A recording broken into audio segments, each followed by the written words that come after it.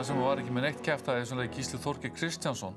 Hann fór mikinn og var flottur í þessum leik. Mér fannst í fyrri leiknum verið að reyna of mikið, of oft, en þarna fannst mér hann balansera sig frábærlega. Já, hann alltaf stýrir öllum sóknaröldum, skiptir þá bara stöðu við Ómar eða Elvar til þess að byrja sóknindar og auðvitað frábær í þessum maður og mann árásum, en það sem að koma meira og meira að hann sækja bara fleiri víti, fleiri stóðsendingar og það virðist virka betur fyrir hann að hafa Arnar með sér aðeins inn á línunni. Hann með aðeins meiri, bara þyngd og styrk til þess að búa til pláss og svo auðvitað þetta loka markið okkar í leiknum tryggir endalega Sigurður frábær tékki með Ómari, þetta líka tveggja manna tal. Hann bara frábær, átti stórkostlegan leik. Já, mér finnst punkturinn með það að hafa Arnar með sér á línunni. Mér finnst hann mjög mikilvægur einhvern veginn að plássi verður bara aðeins meira.